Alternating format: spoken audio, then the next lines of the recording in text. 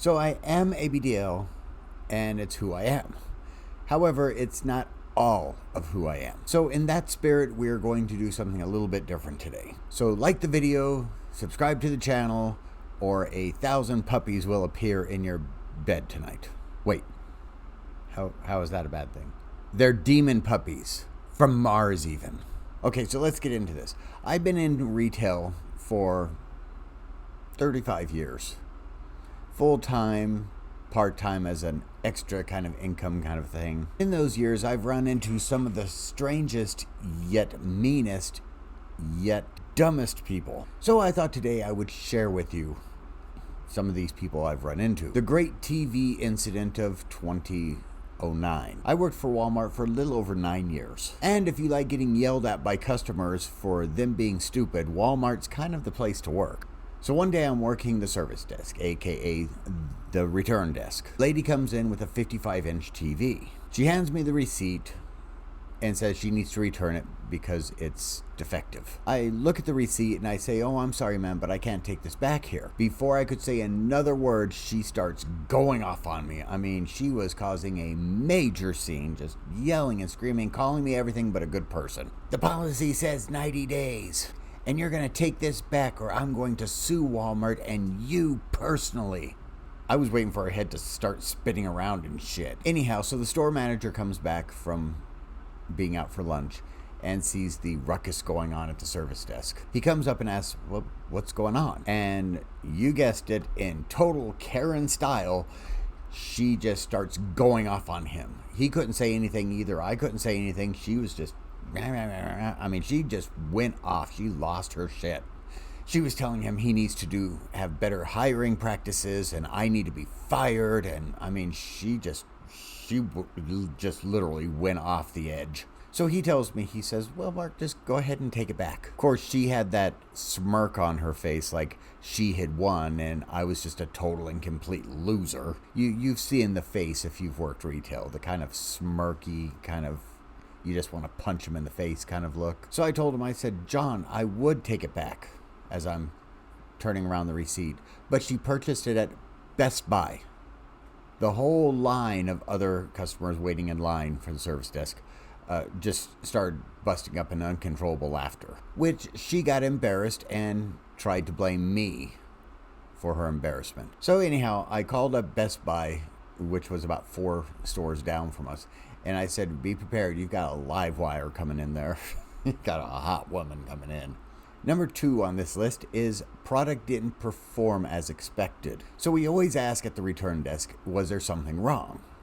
Because if there's a problem with the product, if it's defective or something, we need to inform the manufacturer. It might be something they need to be informed of, or it just might not have fit the customer's needs. Whatever the reason is, we just want to know why you're returning the product so we can put it in the right spot. A lady comes into the store to return a drill that she had purchased a few days prior. So I asked her, "Is there anything wrong with the drill?" She said it was defective and put holes in her wall. Let that sink in for a minute. Yep, right there I started to regret some of my life choices. Number 3, the spider web screen. Customers like to think that people that work in retail are uneducated, stupid, and only run on 2 brain cells. So this guy brings in his laptop. So I checked the serial number on the box, compared it to the serial number on the back of the laptop, as well as compared it to the serial number on the receipt to make sure everything checked out. I also wanted to check the receipt to make sure he was within his return date, which he was. So everything looked pretty good at that point. I also wanted to make sure that he purchased it at Walmart and not at Best Buy. So after I found out that everything was good, I asked him, "Okay, what's wrong with the laptop?" He said when he pulled it out of the box, it had a crack on the screen. So I opened it up, and yep, it looked like Spider-Man had had a field day with his laptop screen. So I booted it up, and the password screen came up. Yeah, you see where this is going. I told him I needed him to log in so I can make sure that any personal information has been deleted from the laptop. And I turned it around to him. "Oh, okay," he says, and he types in his password. And I told him, I said, "I'm sorry, I can't return this. We don't return stuff that the customer has damaged themselves." "I didn't damage it. This is how it came out of the box." I said, "Then why didn't you return it when you saw the damage?" In which he said, I did. I pulled it out of the box, saw the damage, and I'm here. So I told him, I said, so during the entire process of the setup, it was asking you questions, it told you to create a password. During that entire time, you didn't even notice the cracked screen. Yep, I think at this point he realized I didn't just fall off the turnip truck. Number 4, the defective Xbox. A couple of younger guys came in. I would say between 18 and 21. They looked like they were probably college students. And they wanted to return an Xbox they had just purchased the day before. Now, why did I add the age to this one? Because for some reason, a lot of people think that if you're over 30, you're a boomer.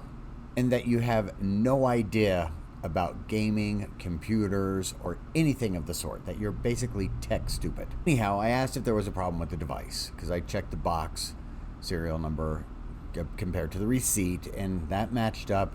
Now all I had to do was open up the box and check the serial number on the hard drive. No, I just didn't realize that he had already purchased one that day too, so we only need one. Okay, that sounds legit. So I opened up the box, and I should have known something was up when I saw the terrified look on their face when I started to open up the box. Yep, opened it up, and what was in there was not the Xbox they bought in June of 2010. In fact, it wasn't even the Xbox they purchased in 2005, the 360. It was the original Xbox from 2001. You know, the one with the X on the top. It had a hot beverage circle on the top. It had melting things where it looks like they had put a cigarette down, maybe a joint or something down on it, and it melted that little U in there and stuff. Yeah, this thing had been used and abused. I told him, I said, this isn't the Xbox you purchased yesterday. Yes, it is. It was the one that was in the box when I opened it. They also said that they didn't like the way that I was accusing them of lying.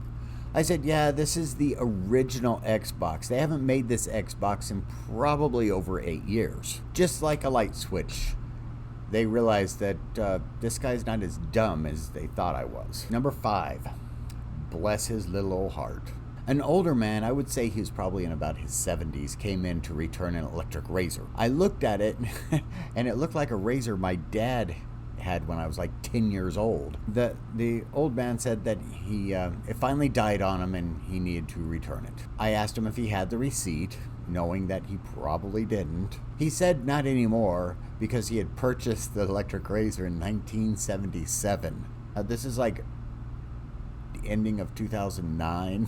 I felt bad when I had to tell him that he was way past his return time, in which he said, and mind you, at this point, I'm loving this old guy. He said, okay, then let me speak to a technician. See, for the younger people and my generation and the late boomers, back in the day, stores would hire people to come in and all they would do is fix things. A customer had something out of break that they bought, they could bring it back and this person would fix it, like radios, lamps, stuff like that. So stores used to have technicians or techs in their stores to fix things. Ah, yes. Back in the day when the customer was always right and the employee was a lying piece of shit. Wait, I think we're still there to this day. I had to tell him that those people don't exist in the retail world anymore. Well, I guess I'll have to buy a new one, he said. So I took him over and showed him the electric razors. And since he was such a nice guy and I felt so bad for him and he really made my day, I discounted a $55 razor down to the price he paid for the one he had purchased in 1977, $5. He just totally made my day. The legend known as Rita is number 6. Now, in the retail world, you have your regular customers. Now, it's been said that regular customers are what pays your employees and keeps your lights on. It's the random customers that are your profit. We had a regular customer named Rita. She would always come in with the problem or an issue that she expected us to fix for her. Problem with the purchase, we need to fix it. Medicare charging too much for her medication, we need to fix it. Her Social Security check showed up late, we needed to fix it. She was in her late 60s, more truer to probably mid 70s, and she had a zero filter. So one day she had come in to return some bras that she had purchased. Now, everyone hated dealing with Rita. Now, as every day at this particular Walmart, there was a line of people at the service desk. The line started from the time we opened the service desk to the time we closed. There was consistently a pretty long line. Now, we had 4 registers at this return desk. And I guess the return gods weren't in my favor that day because I got Rita. So she brings up the bras. I asked her if there was any problems with the bras, which was a mistake that I still regret to this day. She not only tells me what's wrong with the bras, she also illustrates what's wrong with the bras. They pinch my titties. Now, I am a professional and I attempt to keep my composure, telling myself in my head, okay, Mark, you're going to get through this. Everything's going to be good. You're going to get through this. You're going to get through this. I completed the return and she left. I don't even think I even asked her for the receipt. The next customer walks up and stares at me. Just stares at me. And at that point, I just lost it. I laughed uncontrollably for about 10 minutes. It would appear there was some betting going on in the line of how long it was going to take me to break. Number 7, why won't you return my TV? So we had a couple come in and ask if we could assist them in bringing their TV in they wanted to return. So I called up some of the electronic associates to help out. Now, this is a true story. I'm not giving you an ounce of bullshit on this story. They come wheeling in a console TV.